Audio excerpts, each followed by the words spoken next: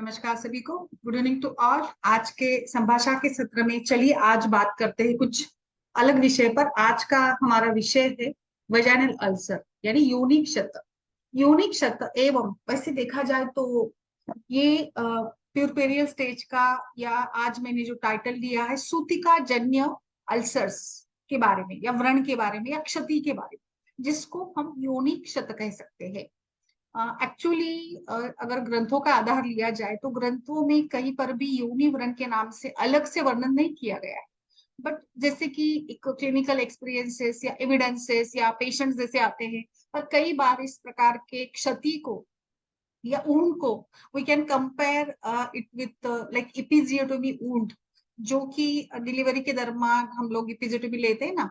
और इसके बाद लाइक पेरिनेल टीयर होता है कभी कभी, जब नॉर्मल पेन्स नहीं आते हैं बच्चे के लिए, मतलब जो एक विवेक आना चाहिए, जिस प्रकार से बच्चा प्रोसीड होना चाहिए, गर्भ आगे नहीं बढ़ रहा होता है, या फिर आगे बढ़ने के बाद भी कभी कभी लाइक बच्चे का बड़ा सर है, वेट ज्यादा है और उतनी माँ की इसकी क्षमता नहीं होती है, तो लाइक उसके बाद क्योंकि कई बार ऐसे होता है कि लाइक उस पेन के साथ, या जब बच्चा बाहर आता है डिलीवरी, जब लेबर प्रोसीड होता है, तो हेड के साथ, हेड बड़ा होने के साथ, वजन बड़ा होने के साथ अगर फोर्सफुली हम लोग उसको निकालते हैं तो वहां पे अपने आप से कुछ टीयर बनता है, जख्म होता है वेजाइनल ओरिफिस को।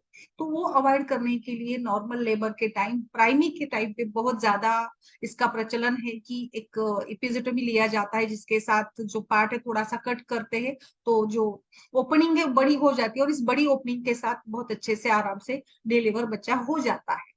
बट कभी कभी अगर ये ऊंट जख्म ठीक से भरकर नहीं आती है तो वहां पे भी कुछ पर्स फॉर्मेशन, सिक्रेशंस, या जैसे जख्म नहीं भरता है तो वरन डेवलप हो जाता है। तो ये भी एक प्रकार ही है। बट इसी के साथ साथ कभी कभी नॉर्मली भी सूतिका जन्य अवस्था में कुछ अल्सर फॉर्मेशन या क्षति जन्य अवस्था बन जाती है। तो इसी को लेकर आज हम लोग चर्चा करते हैं। जैसे आचार्य काश्यप ने सूतिका जन्य व्याधियों का अगर विचार करेंगे, मैंने पिछले साल में इसी को लेकर एक पूरा सीरीज चलाया था जिसमें सूतिका के कई सारे विकारों को बताया था। और मुझे लगता है, जैसे मैंने देखा है, मेरा अनुभव जितना है उसमें मुझे लगता है कि सूतिका जन्य अवस्था में एलोपैथी मेडिसिन से ज्यादा आयुर्वेद का बहुत ही अच्छा रोल रहता है, क्योंकि सूतिका में कई बार कुछ लिमिटेशंस होती है ना, मेडिसिन को लेकर एंटीबायोटिक्स ज्यादा नहीं दिए होते हैं, या बच्चे को लेकर भी होता है कि बच्चे के मिल्क यानी मदर्स मिल्क पर कोई इफेक्ट ना हो। और जैसे सूतिका अवस्था ये वात प्रकोप जन्य अवस्था है, जो पूरा प्रोसेस होता है लेबर का, whatever the process, like caesar हो, नॉर्मल लेबर हो, या लाइक फोर्सेप डिलीवरी हो, बट ये पूरा ये स्टेज है, इट इज वाता डोमिनेंट। और वात डोमिनेंट स्टेज के साथ ही लाइक जो भी सारे प्रॉब्लम्स आजकल हो रहे, सूतिका जन्य उन्माद, सूतिका जन्य फ्रस्ट्रेशन, डिप्रेशन वगैरह वगैरह, तो ये सारी अवस्था ये वात जनित ही है। और मुझे लगता है कि वात जनित अवस्थाओं के लिए हमारे पास बहुत अच्छे अच्छे मेडिसिन है, लाइक दशमूलारिष्ट है, प्रताप लंकेश्वर है।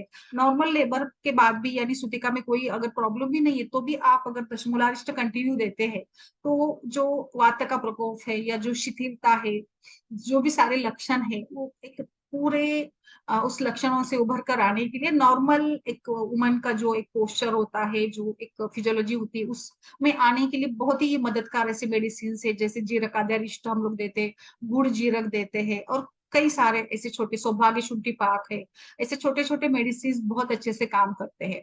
तो मैं बात कर रही थी योनिक क्षत को लेकर, तो जैसे इसका आधार हमें कुछ मिलता नहीं है, but we can compare it as normal wound या नॉर्मल अल्सर के साथ इसको हम लोग कंपेयर कर सकते हैं, और उसी के समान हम लोग इसको ट्रीट भी करेंगे। क्योंकि जैसे मैंने बताया, व्रण को लेकर कोई अलग से जानकारी या अलग से कुछ व्याधि का वर्णन हमें कहीं पर भी नहीं मिलता है।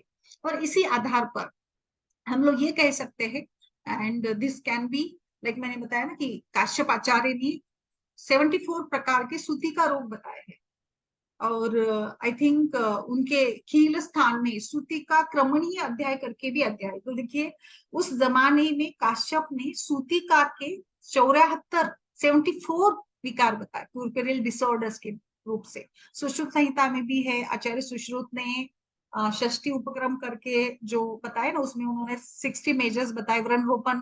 आचार्य सुश्रुत संहिता या सुश्रुत का एक विशेष है ना, व्रण की चिकित्सा उनका बहुत ही विशेष है, ऊन हीलिंग को लेकर उनका बहुत अच्छा अनुभव रहा है, बहुत अच्छे ऑप्शंस उन्होंने बताए। यूनिक क्षत यानी post operative complication of episiotomy या ऐसे भी अल्सर बन जाना, और जिसको हम लोग दुष्ट व्रण के साथ कंपेयर कर सकते हैं। और इसीलिए इसमें हम सारी चिकित्सा वही करेंगे जो हम लोग आमतौर पर व्रण की करते हैं।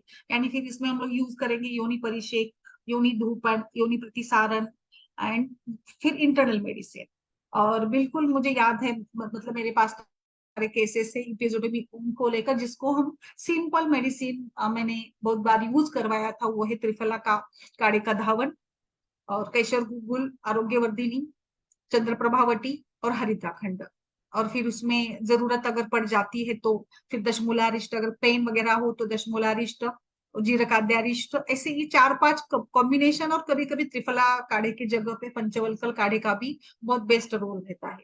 तो ऐसे ही कुछ सिंपल सिंपल से ड्रग के साथ बहुत अच्छे से रिजल्ट्स आते हैं। इवन अगर आपने डश दिया तो आपको तीसरे ही दिन व्रण जो है वो संकुचित हुआ दिखेगा, क्योंकि त्रिफला में जो कषाय गुणधर्म है इसके साथ जो व्रण का स्त्राव है उसको चूषित और ये करने का, सब करने का उसमें प्रॉपर्टी है। इसीलिए वो बहुत अच्छे से वहां पे त्रिफला कषाय गुण वाले जो भी आप लीजिए, इसमें फिर आप लोध्र थोड़ा ऐड कर दीजिएगा तो बहुत अच्छा रहेगा। और बिल्कुल इस प्रकार से तुम्बी पत्र या लोध्र चूर्ण डालकर भी अगर आप घोल बनाते हैं, इसके साथ धावन कराते हैं तो बहुत अच्छा है। और फिर जैसे ही हम लोग सूतिका परिचर्या में धूपन वगैरह करवाते हैं, तो वैसे ही बस उसको परिषेक के बाद धूपन करवाइएगा।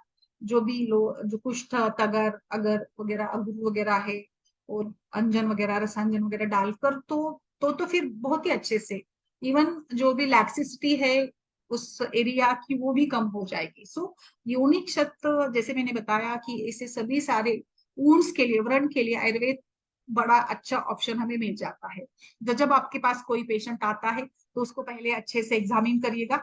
आप लोकल एग्जामिनेशन भी जरूर करें। फिर रूटीनली अगर आपको लग रहा है कि बहुत ही ज्यादा कुछ पर्स वगैरह हो तो आई थिंक सीबीसी की जरूरत होगी। वैसे तो डिलीवरी के पहले तो सारा रूटीन हीमोग्लोबिन और लाइक सीबीसी काउंट, यूरिन वगैरह किया होता है, तो ज्यादा इन्वेस्टिगेशन तो हमें कुछ इसमें नहीं करना है। बस हमें हिस्ट्री लेनी है, टेम्परेचर फीवर है क्या देखना है, पल्स, बीपी, रूटीन मलमूत्र की जानकारी, और बच्चा कैसा है, और बाकी सब कुछ हम लोग करेंगे। फिर लोकल एग्जामिनेशन में दर्शन परीक्षा करिएगा आप कि कैसा है, ऊन कैसा है, उसकी साइज, शेप, उसके स्त्राव के बारे में, ताकि हमें वहां पे क्या लाइक स्थानिक चिकित्सा अपनानी है, या फिर ऐसे कभी कभी होता है कि वहां पे कुछ स्थानिक चिकित्सा की जरूरत नहीं होती है तो इंटरनल मेडिसिन के साथ भी चल जाता है। और प्रश्न परीक्षा से हमें पेन और उसको सीटिंग में या बैठने में, चलने में तकलीफ हो रही है क्या, या लाइक मल प्रवृत्ति के समय तकलीफ हो रही है क्या, वो आप वहां पे पूछिएगा।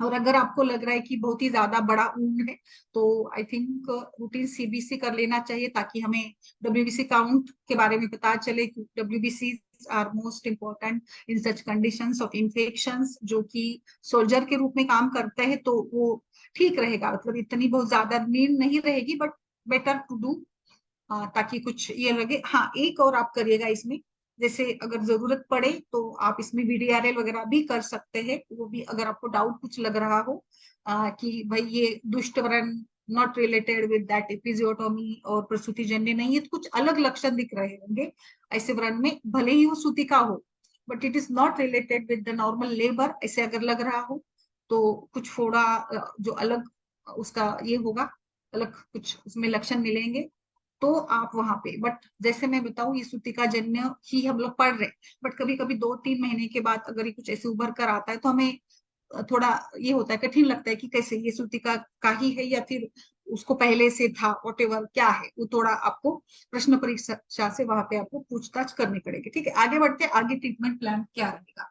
तो बिल्कुल मेरे विचार से इसमें अगर जितना भी स्त्राव हो और पिछिलता है, जो भी वहां की संप्राप्ति है जिसमें कि कहीं ना कहीं क्लेद है, और कफ बड़ा होगा, दुष्टता होगी, इन्फेक्शन होगा, जंतु होंगे, बैक्टीरियाज वगैरह होंगे, तो इन सभी ओवरऑल सब कुछ देखते हुए सूतिका का पीरियड भी देखिएगा। अगर 3 महीने के पहले है तो इट्स बेटर टू गो योनि परिषेक, योनि धावन एंड धूपन, ऐसे क्रम में करेंगे। यानी प्रक्षालन परिषेक के बाद धूपन करते हैं तो बहुत रिजल्ट जल्दी मिल जाता है, क्योंकि धूपन भी आयुर्वेद में इसको लेकर काफी रिसर्चेस हुए कि धूपन ही व्रण के लिए बहुत अच्छा माना गया है। एंड धूपन बहुत सिंपल होता है, वैसे भी सूतिका को धूपन करने से राहत मिलती ही है। जो भी वजाइनल पेन है वो भी कम होता है, ओवरऑल पेल्विक एरिया का पेन कम होता है। तो इसीलिए योनि परिषेक त्रिफला बेस्ट है, क्योंकि त्रिफला सिंपल है, अवेलेबल आपके ओपीडी में रहता है, पेशेंट के घर में भी रहता है। पेशेंट के आजकल तो घर में एक मेडिसिन आयुर्वेद के रहते हैं जिसमें त्रिफला वो रखते ही है, क्योंकि त्रिफला के कई सारे गुण हैं। पेट साफ होने के लिए लोग लेते हैं, बालों में मेहंदी लगाने के लिए डालते हैं, और न जाने कहा क्या तो त्रिफला चूर्ण लेते ही लेते हैं, बिना प्रिस्क्रिप्शन, बिना कुछ जाने बगैर भी लेते हैं। तो त्रिफला बहुत इजी, आसान, सस्ता भी पड़ जाता है। त्रिफला में जो सारी प्रॉपर्टीज भी है, एंटीबैक्टीरियल एक्टिविटी जो हरितकी में बहुत अच्छी है और विविधक में भी है, और वो मतलब दो सभी प्रकार के जो ग्राम पॉजिटिव या ग्राम निगेटिव कोई भी अगर ऑर्गेनिज्म हो तो उसके लिए दोनों मतलब बेहतर होते हैं। अम्ल की जो है वो तो एंटीऑक्सीडेंट है, ओवरऑल गुड फॉर हेल्थ। तो तीनों आप डाल के त्रिफला चूर्ण का घोल बनाकर इसको परिचय करवाइएगा। एंड फिर इसके बाद धूपन, धूपन के लिए गूगल जरूर डालें, गुगलू। इसमें नीम पत्र डालिएगा, नीम भी इन्फेक्शन को बहुत अच्छे से कंट्रोल करता है। शतपुष्पा भी डाल सकते हैं, हरिद्रा डालिएगा। एंड सर्जरस जो मैंने इसको लेकर भी एक अलग से पढ़ाया था, धूपन के लिए द्रव्य कौन से और किस किस व्याधि में, हमने वहां उस बार समय चर्चा की थी। तो इतने अमेजिंग सी जानकारी हमें मिली थी, अमेजिंग रिजल्ट्स भी धूपन के होते हैं। यूनि धूपन ये एक मुझे लगता है बहुत अच्छा बून है फॉर स्त्री रोग का। और जैसे मैंने बताया गुल डालिएगा, गुल एक टिपिकल जर्मिसाइडल भी है और दुर्गंध नाश करेगा, वात का शमन करेगा। नींब तो बिल्कुल सूजन कम करेगा, माइक्रोबियल एक्टिविटी भी है नीम की। अगरू वो भी वही काम, सूजन को कम करेगा। इसमें शतपुष्पा एक मैंने डाल दिया है, क्योंकि शतपुष्पा आई थिंक ओवरऑल जो शूल है, योनि शूल है, इसके लिए अच्छा माना गया है। और अगर पेशेंट को लग रहा है कि इसके साथ इस इन्फेक्शन है, थोड़ा कभी कभी बुखार भी रह जाता है, पेशेंट बताता नहीं है ठीक से, तो शतपुष्पा ज्वर में भी कार्य करेगी। फिर हरिद्रा तो कुमिन है, कड्डू में भी है, बच्चा डालेंगे तो वो भी कहीं ना कहीं एक रक्षोग्न भी काम है बच्चा का, और हरिद्रा का एंटीसेप्टिक भी काम है। ऐसे सारे जो द्रव्य है हमारे अच्छे से, उनको भी आप डाल सकते हैं, जो बहुत अच्छे से फिर यहाँ पे धूपन के रिजल्ट आपको मिल जाएंगे। फिर अगर इससे भी काम नहीं चलता होगा और आपको लग रहा है कि और कुछ चाहिए, तो हम लोग यहाँ पे योनि प्रतिसारण कर सकते हैं विथ स्पेसिफिक जात्यादि तेल या रोपन तेल। पेशेंट को या शोधन तेल भी यूज कर सकते हैं। पेशेंट को नॉर्मल यूरिनेशन और मलमूत्र त्याग करके लाइएगा, पेशेंट को अच्छे से लिटा दीजिएगा, एंड एक अच्छा कॉटराइज किया हुआ, एटोक्लो किया हुआ जो गॉज पीस होगा उसको इस तेल में डुबो दीजिएगा, और अच्छे से उस व्रण को क्लीन करिएगा। और आपको जरूरत लगती है तो यू कैन अप्लाई इट, वहां पे आप रख भी सकते हैं उनकी जगह पे, और अगर जरूरत हो तो वहां पे उसको लगा दीजिएगा और उसके ऊपर से स्टिकिंग लगा दीजिएगा। कुछ समय के लिए उसको लेटे रहने को बताइएगा, 15-20 मिनट, आधा घंटा, उसका काम अच्छे से हो जाएगा। और फिर अगर आपको लगता है कि जरूरत है कंटिन्यू रखने की, तो फिर आपको बड़ा एक बैंडेज के टाइप में उसको लगाकर, बट ऐसे ये जगह ऐसी होती है कि बैंडेज ठीक से बैठता नहीं है, कुछ मूवमेंट होती है तो वो हट जाता है। तो इससे बेटर है आप लिटा कर उसको आधा घंटा लिटा कर रखिएगा, वहां पे उसका काम हो जाएगा। और फिर इंटरनल मेडिसिन में जैसे मैंने बताया, आप अलग दशमूलारिष्ट दीजिएगा, देवदारवारिष्ट दीजिएगा। आप इसमें लोध्र चूर्ण, अशोक चूर्ण, लोध्र चूर्ण, नीम चूर्ण, हरिद्रा, ऐसे सब ये थोड़ा थोड़ा 125 मिलीग्राम वगैरह लेकर इसका आप ये भी करा सकते हैं। एक अच्छे से पुड़िया बनाकर दीजिएगा पेशेंट को। लोध्र कषाय गुण के साथ व्रण का शोषण करेगा, व्रण में जो भी दुष्टता है, क्लेद है, उसको वो शोषित कर लेगा, सूजन भी कम हो जाएगी। तो ऐसे आप जो मैंने सारे ये द्रव्य बताए ना, ऐसे सभी द्रव्यों का चूर्ण आप इसके साथ करेगा। मेरे विचार से ये कम से कम 7 दिन और कंटिन्यू 15 दिन भी कर सकते हैं। धावन के लिए ऐसे कोई लिमिटेशंस तो है नहीं, है ना। जरूरत पड़े तो आप वहां पे पेशेंट को कुछ एंटीबायोटिक्स भी खिला सकते हैं, बट अगर आयुर्वेद का विचार किया जाए तो हम लोग इसमें सूक्ष्म त्रिफला दीजिएगा, प्रताप लंकेश्वर दीजिएगा, सौभाग्य शुंठी फाग दीजिएगा। और कभी कभी ये ऊंट कुछ ये भी करनी पड़ती है, स्क्रैप करनी पड़ती है, तो स्क्रैपिंग के लिए फिर आपको लोकल झाइलोकेन देकर कुछ लोग यहाँ पे स्क्रैपिंग करते हैं, और फिर टैक्जिम वगैरह भी देते हैं, यानी एंटीबायोटिक पूरा कुछ इन्फेक्शन ना बढ़े करके। तो वो आप तय करिएगा आपका उस ऊन का नेचर कैसे है, ऊन की सिवियरिटी कितनी है। उनमें कितना इन्फेक्शन आपको लग रहा, इसके ऊपर ही डिपेंड करेगा। बट मेरे विचार से इतना ये करने की जरूरत नहीं। हमारे पास जो भी त्रिफला वगैरह है वो भी रक्षोघ्न एवं भूतग्न एवं कुमेग्न एवं एज एंटीबायोटिक हम लोग इसका उपयोग कर सकते हैं। परिषेक, धूपन, प्रतिसारण, जो मैंने बताया, द्रोपन तेल, जात्यादि घृत, शोधन तेल, इन सभी के साथ करते हैं तो आपको कुछ ज्यादा करने की जरूरत नहीं है। इवन आप अंदरूनी यानी इंटरनल मेडिसिन के रूप में त्रिफला गूगल दीजिएगा, 500 मिलीग्राम बीडी, वो भी बहुत अच्छे से एक एंटीबैक्टीरियल एंटीबायोटिक का काम करता है। अगर आपको कुछ जैसे ये थोड़ी संप्राप्ति समझ लेंगे तो ये त्वचा, मांस, रक्त, ऐसे सभी यहाँ पे दोष दुष्य आपको मिलेंगे। तो गंधर्व हरितकी, हरिद्राखंड, ऐसे कल्प जो कि रस, रक्त धातु एवं मांस पर काम करते हैं। मांस पाचक देने की मुझे नहीं लगता जरूरत है। हाँ, अगर पेशेंट में अगर आपको कुछ आम के लक्षण मिल रहे हैं तो ऐसी अवस्था में आप मांस पाचक भी दे सकते हैं, बिकॉज कहीं ना कहीं व्रण में मांस धातु दुष्ट होता ही है। मांस, त्वचा, रस, रक्त, ये सारे दोष दुष्ट संमोचना उसमें होती ही है। और इसीलिए मुझे लगता है अगर मांस पाचक भी यूज करेंगे तो कोई दिक्कत नहीं है। ठीक है, तो यही हमारा प्लान रहेगा। प्रक्षालन, धावन, परिषेक, फिर ध्रुपण या फिर प्रतिसारण, यानी जो भी तेल एक रोपण के कार्य करने वाला जो भी तेल हमारे पास है उन सभी को लेकर हम लोग उसको व्रणरोपण के लिए अप्लाई करेंगे। तो बिल्कुल इस प्रकार से आई थिंक चरक आचार्य हो, सुश्रुत आचार्य, किसी भी आचार्य के बारे में आप देखेंगे तो उन्होंने इसी प्रकार से सारा वर्णन किया है कि आपको इस व्रण, दुष्ट व्रण के जैसे इसको ट्रीट कर, सभी ने। इवन चरक संहिता के साथ सद्भेषज रत्नावली, आप कोई भी ग्रंथ निकालिएगा उन सभी में आपको जो ड्रग्स है थोड़ा बहुत कम ज्यादा मिलेंगे, बट प्रॉपरली कषाय और तिक्त गुण, वृक्ष गुण, ऐसे द्रव्य हमें चॉइस करना है जो सूजन को कम करेंगे, जो वहां की जो क्लेद है उसका शोषण करे, ऐसे द्रव्यों का ही हमें चुनाव करना है, जिसमें नीम, गुड़ूची, फिर हरिद्रा और लोध्र, अशोक, ऐसे थोड़े कषाय गुण वाले जो द्रव्य है इसका बहुत अच्छा रोल रहता है। अगर आपको लग रहा है इंटरनल मेडिसिन में तो आप क्रुमिग्न वटी भी ऐड कर सकते हैं, क्रुमिकुठा रस कर सकते हैं।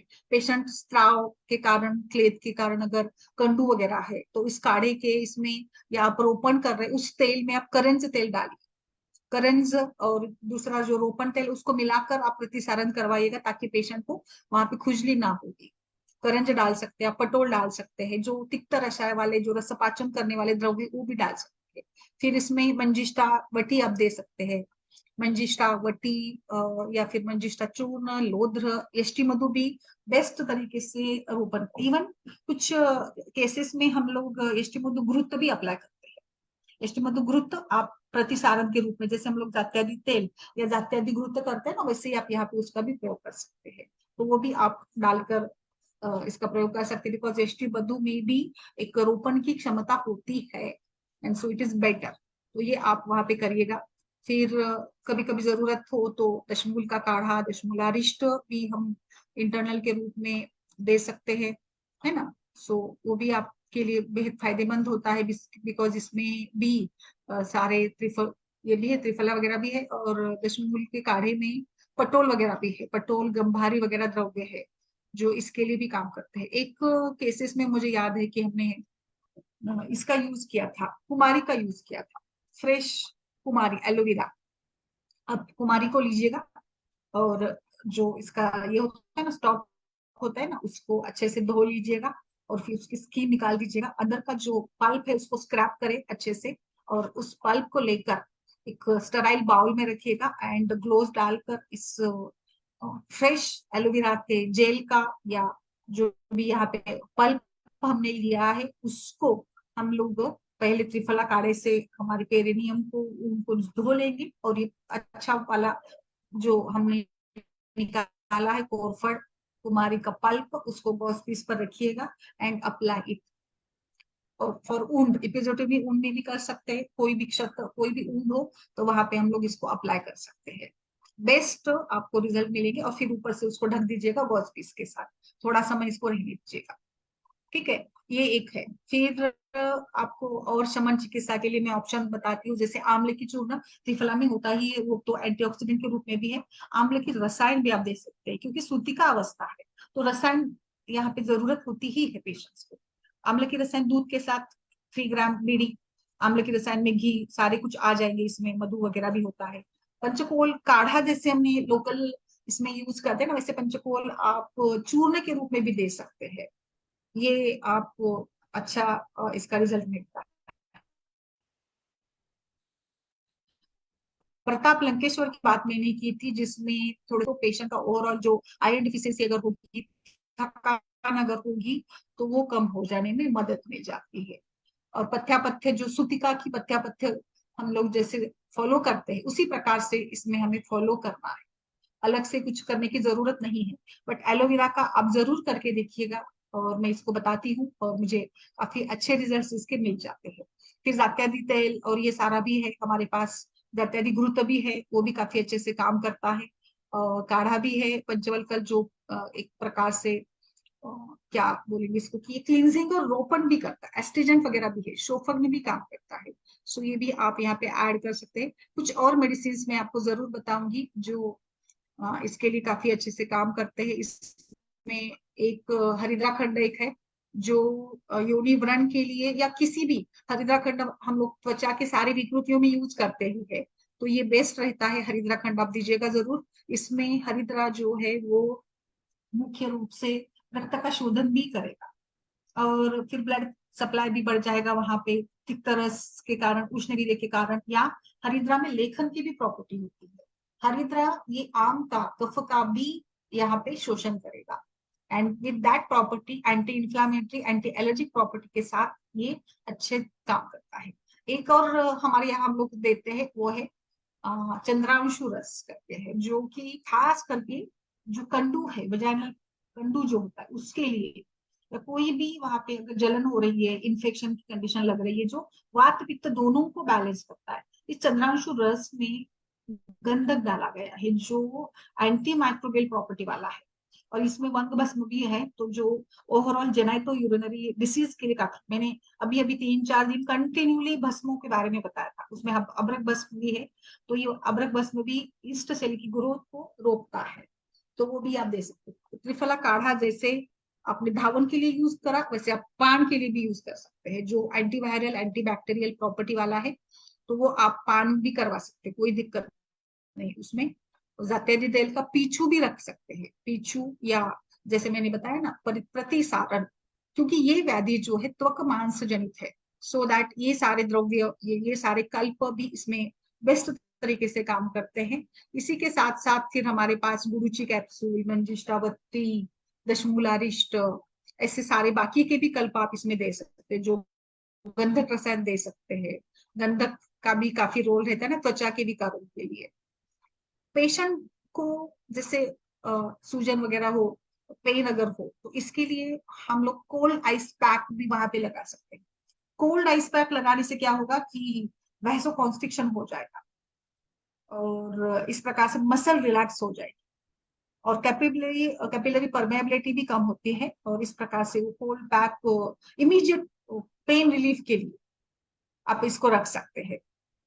आइस कोल्ड पैक, जो कि एक 15 मिनट के लिए रखिएगा, बहुत ज्यादा समय भी नहीं। और आइस पैक रखने से क्या होगा कि जो बैक्टीरिया की ग्रोथ है वो कम हो जाए, सूजन कम हो जाएगी। जैसे कभी कभी एक्सीडेंट के साथ जो मार लगता है, उसमें भी हम लोग इस आइस पैक को यूज करते हैं। सो आई थिंक ये कोल्ड थेरेपी भी आप यूज कर सकते हैं। आपके पास जो भी शतदोष हो, पेशेंट बोल रहा है कि ये सारा तो है, व्रण तो है, बस इसके साथ साथ थोड़ी बर्निंग भी है, दाह भी है, यानी पित्त संप्राप्ति मिल रही, दाह शोफ वगैरह, तो इसमें मुझे लगता है आप शतदोष घृत का भी, अब जो भी सारे सिंपल गाय का घी लगाइए, त्रिफला घृत लगाइएगा उस एरिया पे, जैसे मैंने बताया, बस प्रॉपर केयर करके। इवन आप पहले धावन करके त्रिफला के घोल से धो दीजिएगा जख्म को, और फिर उसके बाद कोई भी जो आपके पास घृत है उसको वहां पे प्रतिसारण करके रख दीजिएगा। सारे घृत इट सेल्फ सिंपली गाय का घी भी व्रण का रोपण करता है।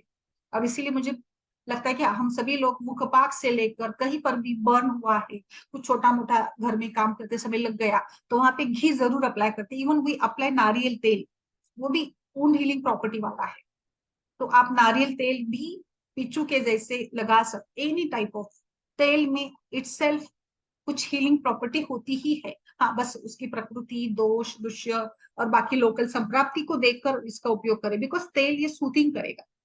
इसमें बाकी आपको पेशेंट में बुखार वगैरह हो तो कुछ ज्वर कषाय, प्रताप लंकेश्वर, गुड़ मोदक वगैरह या फिर कैशोर गुगुल, इसका भी अच्छा फायदा मिल जाता है। तो ओवरऑल इस सभी के साथ मुझे लगता है कि योनि क्षत, योनि व्रण, इन सभी के लिए हमारे पास बहुत सुंदर ऑप्शन है। और बस ये मैं आपको बताना चाहती थी एक अलग से आज के सत्र में कि हम ऐसे व्रणों की चिकित्सा कैसे करें। ये सारा सेम अप्लाई कर सकते हैं आप इपियोटोमी ऊन के, एनी टाइप ऑफ अल्सरेशन ऊन के लिए ऐसे यूज हो सकता है। ऐसा नहीं कि यूरोजेनिटल एरिया में ही ये करें, आप जहां पर भी आपको ये कुछ ऊन हुआ है, इस सभी ऊन के लिए भी आप ऐसे ही चिकित्सा कर सकते हैं। प्रक्षालन, प्रतिसारण, धावन, धूपन, ये इसी के साथ ये चलेगा। हाँ बस, लेकिन मैं बताऊं तो जैसे सिस्टमिक एग्जामिनेशन भी जरूरी है। और जैसे मैंने बताया कि अगर आपको डाउट हो रहा है तो आप डीडीआरएल वगैरह भी कर लीजिएगा। यूजुअली तो कुछ ये नहीं मिलता है, बट पता नहीं, अगर पहले से व्रण हो, पहले से कुछ दुष्टता हो और बाद में डिलीवरी के टाइम पे बढ़ गया हो, तो वो भी कुछ चांसेस हो सकते हैं। तो इसलिए हमें पूरा केयर करके ही इस प्रकार से मतलब ये करना होगा कि हम लोग किस प्रकार सारे सारे शक्यताओं को गुरुत्व धर के ही हमें यहाँ पे काम करना होगा। सो ज्यादा से ज्यादा हम लोग पूरा प्रॉपर इसमें काम करेंगे। सो ये मेरे तरफ से मैंने बताया। अभी आप सारे भी बताइएगा, बट घृत कुमारी का, एलोवेरा का बहुत आप करके देखिएगा, ये वुंड हीलिंग के लिए बहुत अच्छे से काम करता है। और सूजन, बैक्टीरिया, फंगल, सब कुछ हम जानते हैं ना, हम लोग स्किन बालों के लिए भी एलोवेरा पल्प अप्लाई करते हैं। और त्रिफला तो मतलब अमेजिंग वाला। दशमूलारिस्ट कंटिन्यू रखिए पेशेंट को, दशमूलारिस्ट और प्रताप लंकेश्वर देते हैं तो पेशेंट में लैक्टेशन में भी प्रॉब्लम नहीं आएगी, लैक्टेशन भी इंप्रूव रहेगा। और सुतिका के लिए तो वो बेस्ट होता ही है। और ऊन के फेजेस वगैरह है वो, जैसे सुश्रुत आचार्य ने जिस प्रकार से बताया है उस प्रकार से। सो नमस्ते सभी को, बोलिए मैम, आप सभी लोग अपनी अपना ओपिनियन डाल दीजिए। संपदा जी, आपके पास भी सारे केसेस, क्योंकि आप डिलीवरीज वगैरह करती है तो आपके पास निश्चित रूप से इसका अनुभव है। हाँ, यस मैडम। बोलिए मैम, बोलिए। कॉम्प्लिकेशन ज्यादातर नहीं होते, हम्म। लेकिन ओपन हुआ ऊन तो रिसुचरिंग करते हैं। हम्म। और अभी अच्छी जानकारी मिली आयुर्वेदिक की। आप क्या यूज करते, कुछ आपका भी बताइए। मैं काढ़ा ओनली देती थी और त्रिफला दावन। अच्छा, हाँ, मॉडर्न मेडिसिन देती थी, लेकिन क्या आयुर्वेदिक देते आज हैं मॉडर्न पता नहीं। मेडिसिन में, क्या देते हैं आप? एंटीबायोटिक्स, एंटी इन्फ्लामेटरी, अच्छा। कैलोरल अच्छा, फूड और आप वगैरह। क्या मैम वहां पे बेटाडीन या सेवलॉन से कुछ धावन वगैरह कराते हैं, कैसे कराते हाँ, बिटाडिन। और हैं बेटाडीन से? अब्सेस हो तो ड्रेन करते हैं। हिमेटोमा भी कभी कभी होता है। हम्म। हाँ, एक्सप्लोर करना पड़ता है, एग्जामिन करना पड़ता है। अच्छा, कुछ हाँ, इन्वेस्टिगेशंस वगैरह, कुछ आपका अनुभव इसमें कि आप क्या, कभी कुछ ऐसे मिला आपको कि सिंपल वुंड था फिर बाद में कुछ उपदंश या कुछ ऐसे मिले कुछ केसेस? नहीं हुआ मैडम। जिनकी इम्यूनिटी कम है, जिनका हाइजीन पुअर है, उन्हीं को कॉम्प्लिकेशन आते हैं। हाँ, इवन सुखोष्ण जल के साथ भी आप कर सकते हैं, है हाँ, ना? यस। सिंपली इसमें सारा ये आ जाता है। और परिषेक में आप ये कर, कल्क भी है, शुष्क द्रव्यों का कल्क यूज करना है इसमें। जैसे यहाँ पे हमें इसका अगर कुछ योनि व्यापक के साथ हमें कंपेयर अगर करना हो, तो आई थिंक योनि व्यापक के साथ कंपेयर करते समय आपको कुछ ये अलग सा जो है उपप्लुता योनि व्यापक के साथ आप इसको कंपेयर कर सकते हैं, जिसमें यही सारे लक्षण होते हैं।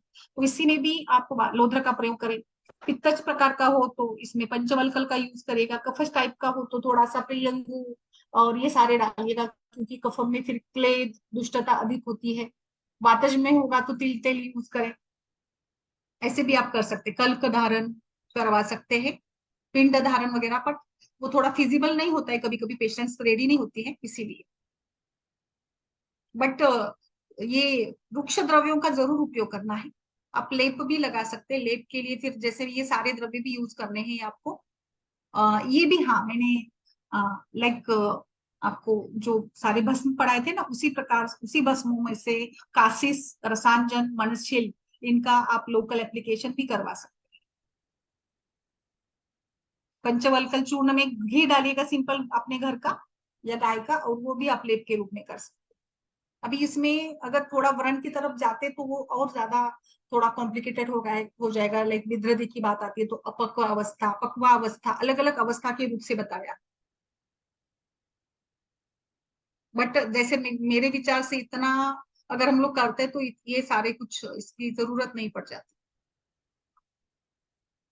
नींब तेल का भी मैम रख सकते हैं, नींब तेल का भी अगर कंडू है तो नीम तेल आप जरूर यूज करें, मिक्स करके दे। गुड़चादी तेल है।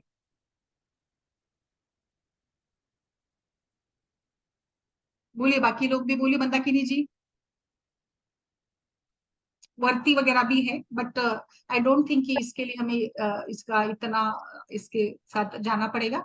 वर्ती वगैरह, योनि वर्तीज वगैरह भी होती है ना, व्रण के लिए यूज मैम करते हैं नहीं, ना। बोलिए बोलिए। आयुर्वेद के अकॉर्डिंग तो नहीं नहीं ट्रीट किया है। हाँ, समटाइम जातरी तेल वगैरह यूज कर लेती हूँ अगर कुछ ऐसा योगी में, अगर हाँ। सर्विक्स में कुछ ऐसा रेडनेस वगैरह होती है या कुछ घाव होता है तो बाकी तो मैम मॉडर्न हम्म। से चला जाता है। अब आपसे सुना है तो कोशिश करूंगी। अच्छा, ठीक है, ओके। और कोई डॉक्टर? बोलिए डॉक्टर शशि। जी मैम, प्रणाम मैम।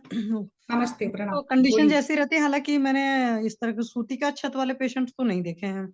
हाँ, एपिजियोटमी के उंड कई हाँ। बार हील होने में टाइम लेते हैं उस तरह के। बट वो भी जब पहले देखते थे तो उस टाइम तो मॉडर्न में काम कर रहे थे। फिर ज्यादा कुछ नहीं, वही प्लेसेंट्रेक्स वगैरह के ऑइंटमेंट वगैरह आते थे। 20-25 साल से आपको पता है वो, उसके बहुत हम्म। बढ़िया रिजल्ट होते थे। जब प्योर आयुर्वेदिक हम्म। प्रैक्टिस किया है तब उस टाइम इस तरह के पेशेंट नहीं आए, यूज नहीं किया। बट हाँ, ये है कि त्रिफला या पंचकल्कल वल्कल से वॉश करा सकते हैं बड़े आराम से। और महातिक्त हम्म। घृत भी अप्लाई करा सकते हैं, लोकल एप्लीकेशन के लिए बहुत बढ़िया एंटीबायोटिक का काम करता है, चाहे इचिंग हो चाहे जो हो। यस। अगर व्रण रोपण वगैरह की जरूरत है तो जात्यादि तेल वगैरह या जात्यादि घृत वगैरह की जरूरत पड़ेगी। और नींब कल्क का अगर लेप करते हैं तो शारंगधर संहिता में मैं पढ़ रही थी, नींब पत्र का जो कल्क होता है वो व्रण रोपण और व्रण शोधन के लिए बहुत बढ़िया काम करता है। तो उसको भी लोकल एप्लीकेशंस कर सकते हैं। जी मैम, बिल्कुल, थैंक यू मैम। बिल्कुल। यस, वो भी कर सकते हैं। नींबू पत्र का आप नींबादी तेल का भी उपयोग कर सकते हैं। ऑप्शंस हमारे मतलब मुझे वही कहना था कि मॉडर्न में तो केवल एंटीबायोटिक्स और ये मिल जाएंगे आपको, और या फिर जख्म को साफ करो, स्क्रैप करो, बेटाडीन, ये वो सारा एंटीबायोटिक, टैक्सिन दे दो ऐसे ही, या एंटी इंफ्लामेटरी वगैरह दिए जाते हैं। बट आई थिंक हम इस प्रकार से करते हैं ना तो ओवरऑल जो सुतिका अवस्था है उससे उभर कर आने के लिए, ओवरऑल सुतिका की इंप्रूवमेंट के लिए काम अच्छा होगा इसके साथ। और आप जो यूरोजेनेटिक सिस्टम है वो फिर से नॉर्मलाइज होने में मदद ज्यादा मिलती है, मुझे ऐसे लगता है। इन सभी के साथ परिषेक करो, नूपन करो तो कितना आराम से वो हीलिंग के लिए बहुत प्रॉपर हो जाता हाँ, और है ना। सुश्रुत की अगर मैं बात करूँ तो सुश्रुत ने बेस्ट व्रण रोपण के लिए मधुयष्टि को लिखा है कि मुलेठी को घृत के साथ मिलाकर के जब लेपन किया जाता है या शहद के साथ मिलाकर लेपन किया जाता है तो होता है। और अभी जैसे एक मैंने दुष्ट व्रण की चिकित्सा करी थी तो वो लोगों ने कहा कि काफी खराब हो गया। तो बाद में उसमें था कि एक्सेस एप्लीकेशन था शुद्धोत घृत का। तो मैंने बाद में उसमें कराया था मैम, पीपल का जो होता है उसको जटा लेकर के, उसकी जटा को फिर भस्म बना करके फिर जात्यादि तेल या जात्यादि घृत में डाल करके लोकल एप्लीकेशन करें, उससे होता है। और धूपन के लिए जो गांव में पहले करते थे कि अजवाइन के वजह से भी कर सकते हैं। अदरवाइज सस्ता करना है तो मान लो घर में रसोन जो है मतलब लहसुन का जो छिलका होता है उससे भी धूपन कर सकते हैं। या पुराने जमाने में सरसप से करते थे कि सरसप डाल दिया, थोड़ा सा उसमें अजवाइन सुखलू हींगू डाल दिया। डालकर भी करते हैं, अजवाइन हींगू डालकर। हाँ, तो ये सब सारी चीजों, क्योंकि धूपन चिकित्सा कृमिनाशन के लिए बहुत बढ़िया काम करती है। तो आयुर्वेद का जो कंसेप्ट है कृमि का वजह, और अभी जो मुझे कृमि का कंसेप्ट समझ में आता है वो सिंपल सी चीज है कि जहां पर भी कोई भी चीज रुकेगी, जैसे खाना ही हम लोग रख देते हैं तो सड़ जाता है तो उसमें कीड़े पड़ जाते हैं। तो कोई भी चीज कहीं पर भी टिकेगी तो कीड़े बनेंगे। अभी तक हम सोचते थे ना बाहर से बैक्टीरिया आया, बाहर से वायरस आया, तो ऐसा नहीं है, हमारी बॉडी में सेल्फ सारी चीजें बनती रहती हैं।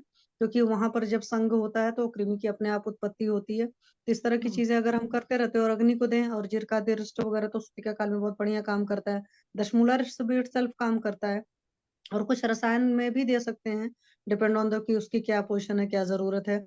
अदरवाइज स्वर्ण के तो योग अगर पेशेंट अफोर्ड कर सकता है तो सबसे बेस्ट है। जी आंवले की मैम, थैंक रसायन यू। वगैरह बहुत अच्छा रहेगा इसमें ना, त्रिफला रसायन, आंवले की रसायन जो बेटर। और फिर आपको सीजन भी देखना पड़ेगा रसायन के लिए, जैसे, है ना। जी। और बाकी सारे डॉक्टर्स भी बताइए, डॉक्टर ज्योति जी, डॉक्टर शुभ्रा जी, हमारे सारे डॉक्टर्स फेसबुक के भी जो भी है। और कुछ केस हो तो बताइए, मंदाकिनी जी, संपदा जी, मैम बोलिए। आपके सर कैसे, बताइए, बहुत दिनों से सर के बारे में कुछ आपने बताया नहीं, हमने पूछा नहीं। अच्छे है, अच्छे है। अच्छा। पिछले महीने में विरेचन दिया था और आपको बाकी ट्रीटमेंट बोली थी, वही चालू हाँ, है अभी। चालू है। अच्छा। हाँ, अभी काम नहीं कंप्लीट हुआ मैडम। पूरा नहीं हुआ ना। नहीं हुआ अभी तक, नहीं। अच्छा, फिर भी पहले से बेटर है। हाँ, बेटर है, अच्छे है, अच्छे। जनरल इम्प्रूवमेंट बहुत अच्छी है। नहीं, आप मतलब वो जो इसका था, यूरिन का नहीं, वो प्रॉब्लम था नहीं, वो। अभी क्योर नहीं हुआ वो। अरे सेल्फ वो। कैथेटराइजेशन ही करना पड़ता है। अरे अच्छा। वो थोड़ा सा ज्यादा ये था ना, मेजर था इशू। हाँ, हाँ, मेजर इशू, लेकिन वही अभी था ना। हाँ, पहले से अच्छे हैं। अच्छा। मैम ओपिडक घी का पान, मतलब ओपिडक स्नेह का पान करा रहे हो?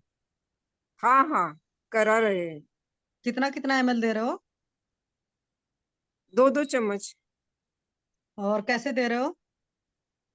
खाना खाने के पहले 2 आवर्स बिफोर। एक्चुअल में जो अष्टांग हृदय में है, अगर आप पलटोगे तो वहां पर इस तरीके से है कि तो खाना खाने से पहले मतलब बिल्कुल खाली पेट एक देना है, और हाँ, दूसरा जो है वो खाना खाने के पचने के बाद एक्चुअली देना है।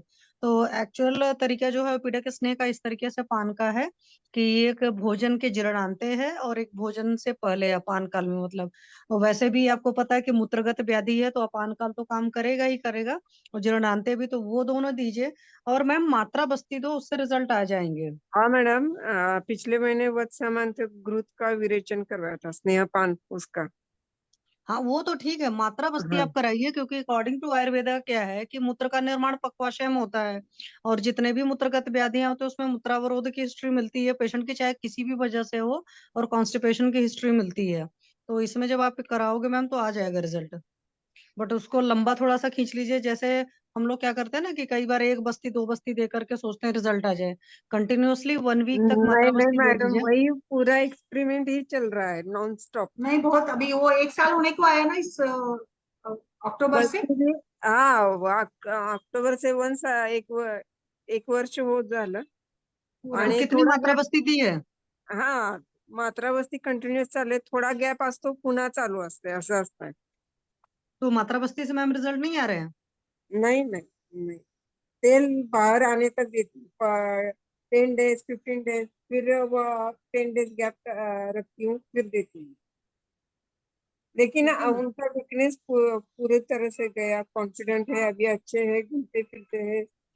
हाँ, उनकी बाकी सब कम्युनिकेशन अच्छा है. बहुत अच्छी है, बहुत कॉन्फिडेंट है, प्रैक्टिस भी करते हैं, सब कुछ चल रहा है उनका। हाँ, अभी वो भी होगा, जरूर होगा. होगा हाँ हो होगा, जाएगा मैम। बिल्कुल भी कई हो बार जाएगा। कुछ चीजों में आम अंदर बना रहा तो पता नहीं चलता। मैं काल काल सबका ये होता है। हाँ। हाँ शिल्पा मैम, मेरे को एक पूछना था। अभी आज मेरे पास एक पेशेंट का कॉल आया था, तो दूर से ही देखा, सामने होती तो पेशेंट की बॉडी लैंग्वेज से बहुत कुछ पता चलता है। वो तो हम्म। मैं नहीं देख पाई, हालांकि मैंने बोला है कि बेटा अपनी फोटो खींच कर भेजिए, और अच्छा। एक पूरा बॉडी का वो। तो बीएमआई हाँ। मैम उसका 26 है, क्योंकि उसका वेट है 77 kg और हाइट है 1.72 या वन हम्म। सेवेंटी टू सेंटीमीटर हाइट है। और 15 साल की बच्ची थी तब से, मतलब उसको पीरियड इरेगुलर होना शुरू हुए थे, 13-14 साल की एज में, मोस्ट वाली मीनार्की है उसकी। और हाँ। इधर हालत ऐसा था कि अभी जून में पीरियड आया था, फिर उसके बाद शायद नवंबर में पीरियड आए हैं, और उसके पहले स्कैंटी पीरियड की भी हिस्ट्री रही है। और बीच में उसने अभी वो नर्सिंग के स्टूडेंट है, now she is 23 year old. और अभी उसने मतलब बीच में 3 साइकिल्स हार्मोनल पिल्स वाली लेकर अपनी रेगुलेट करी थी, और पीसीओडी डायग्नोस्ड केस है काफी साल पहले से ही। तो एक जो उसकी वजह नजर आई है, पहले तो 60 kg वेट था जब वो 15 साल की थी। तो 15 साल की उम्र के हिसाब से भी हम सोचे तो 60 kg वेट बहुत ज्यादा होता है बच्चों का। अगर सोचे आज भी वो 77 kg है, तो एक तो बीएमआई थोड़ा सा ज्यादा है, क्योंकि बिलो 25 होता तो दैट विल बी ओके।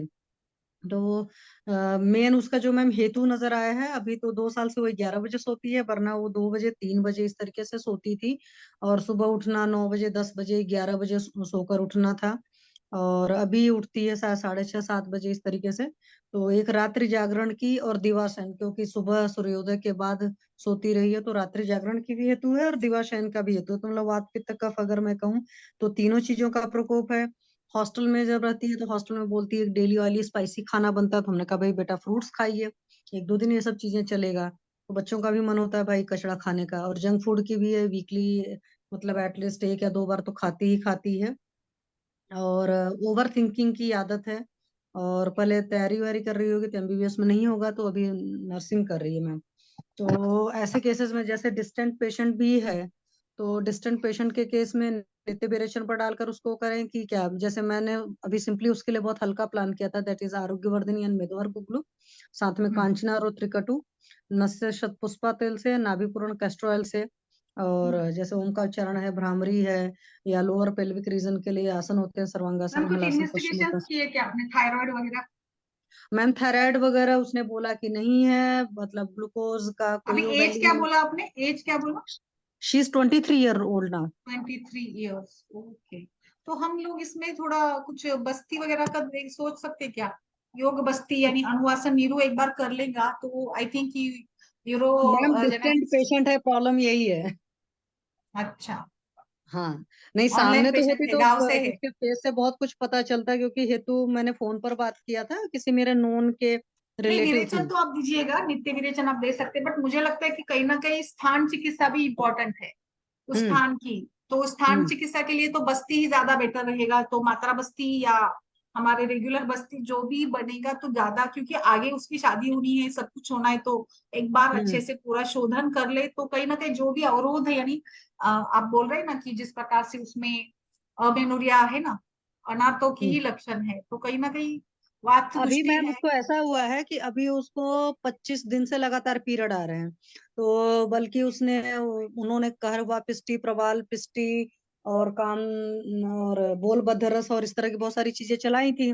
तो मैंने पूछा हम्म। तो वो प्रिकॉशनरी मतलब 1-2-3 पैड चेंज कर रही है दिन भर में।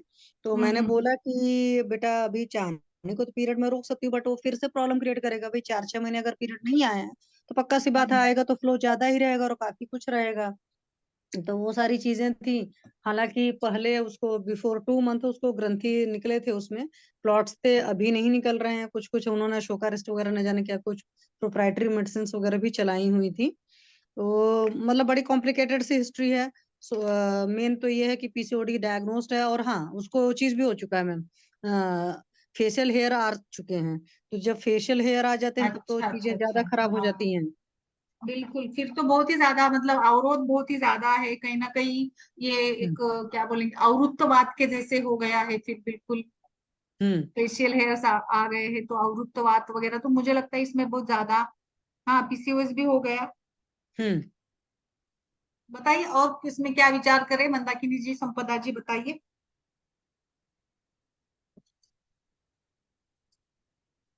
क्या दे। वही मैं सोच रही हूँ नित्य विरेचन में अगर डालते हैं।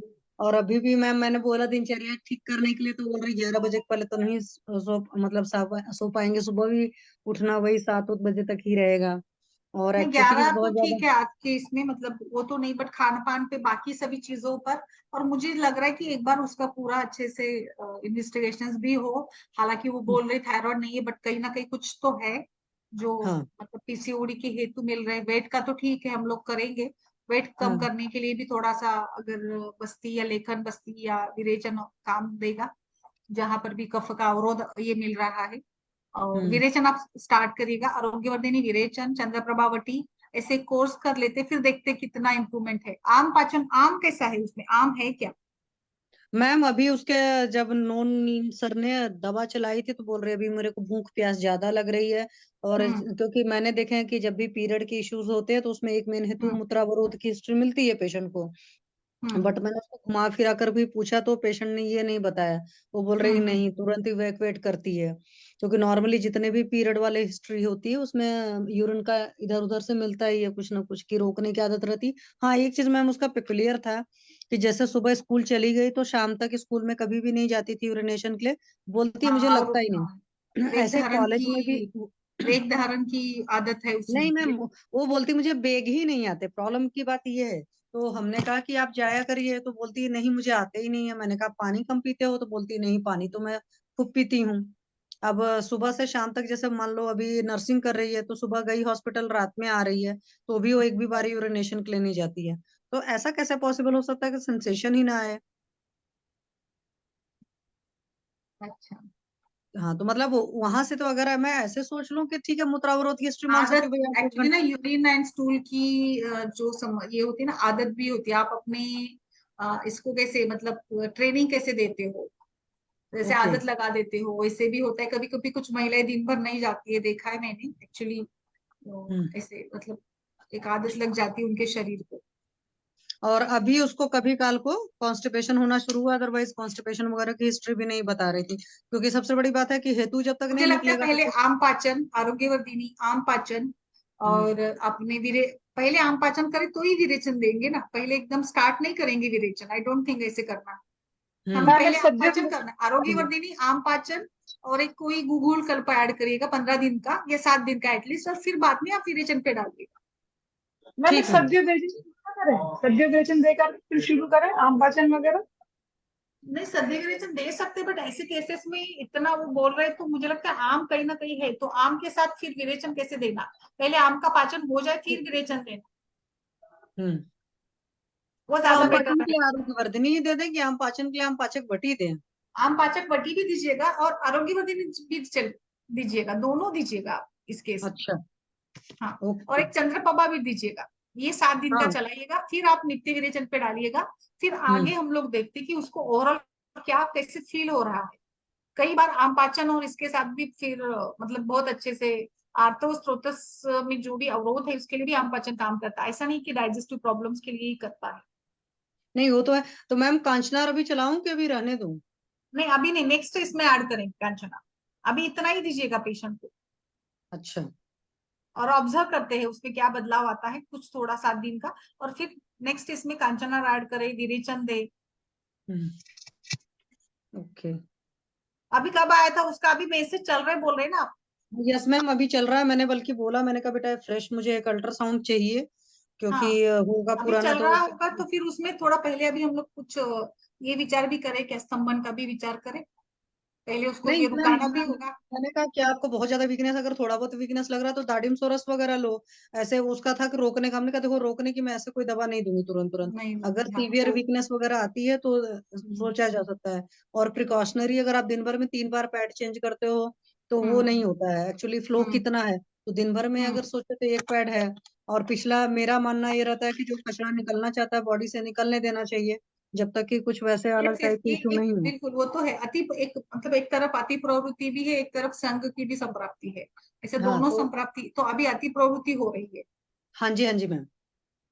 अच्छा हाँ यस, इसके साथ वो भी है मैम, अति प्रवृत्ति भी है, संघ मैम, भी है, थोड़ा अभी बिल्कुल। के लिए तो मुझे लगता है हम लोग पित्त शमन का विचार करें, थोड़ा पित्त शमन करवाते रहिएगा, डायरेक्टली स्टॉप नहीं करेंगे तो हम्म। शायद वो प्रवृत्ति है शरीर की, तो पित्त शमन हम्म। का कुछ विचार करें इसमें। फिर प्रवाल और प्रवाल पिष्टि मुक्ता ये दीजिएगा। ओवरऑल उसको एक प्रकार से आयरन कैल्शियम भी मिल जाएगा, थकान वगैरह भी नहीं आएगी, ओवरऑल उसका जनरल कंडीशन अच्छी मेंटेन भी रहेगी, और पित्त शमन और फिर ये भी कंट्रोल में आ जाएगा, ऐसे विचार करें। और फिर हम लोग नेक्स्ट एक बार उसका ये स्टॉप हो जाता है तो फिर आम पाचन करें। अभी आम पाचन देने से फायदा नहीं होगा ऐसे मुझे लगता है अच्छा, ना। तो पहले पित्त शमन करें? हाँ बिल्कुल। Ma'am okay. ब्लीडिंग कितने दिन से आ रही है उसको? ब्लीडिंग मैम वो 25 दिन से लगातार आ रही है अभी। मैम तो फिर वो मैम शमन तो करना ही पड़ेगा ना। हम वही। के साथ साथ में अभी ज्यादा पत्ती आपका कर, आप हल्का बढ़ गया। विरेचन और पित्त शमन ये दोनों करिएगा, फिर बाद में हम लोग देखते हैं कि बाकी का जैसे ये आम पाचन वगैरह का। तो मैं इसको पूरा वो ना चला दूं, प्रवाल मुक्ता शक्ति कामदोहा हाँ, साथ में सर? यस यस, सब कुछ दीजिएगा, वो सारा चलेगा, अच्छा। है ना। और साथ में इसमें डाल देती हूँ गिलोय सत्तू। जो हाँ, गुरुची डाल सकते, गुरुची नाक डाल सकते। प्रेशर, नाक प्रेशर। हाँ। तो अभी मैम इसको मैं सिर्फ 2 ही 3 दवा दे दूं क्या? एक बस पित्त वो नहीं शमन का एक दीजिएगा। मिक्सचर और साथ में अभी पत्ती कर, that's all only? Yes yes, that's all, yes and yes Chandra Prabha. Yes. Let's wait for the further situation. ठीक है मैम, 1 वीक के लिए इसको चला करके फिर मैं इसको फर्दर आपको बताती हूँ। यस यस, बिल्कुल बताइए। ओके। जी मैम, थैंक यू मैम। और किसी का कोई केस हो तो बताइए, या फिर आज के सत्र में जैसे हमने योनि क्षत को लेकर, योनि अल्सर्स को लेकर चर्चा की है। एंड चलिए फिर कल मिलते हैं एक नए विषय के साथ, अगर किसी का कोई सवाल ना हो तो। आते रहिए संपदा जी। Yes madam. प्रकृति और नाड़ी में जुड़िए सभी लोग, आपको बहुत अच्छा लगेगा। ये अलग तरीके से मैं पढ़ाऊंगी। वो कब से स्टार्ट है? 30 नवंबर से। Okay madam. चलिए, नमस्ते सभी को। नमस्ते। नमस्ते।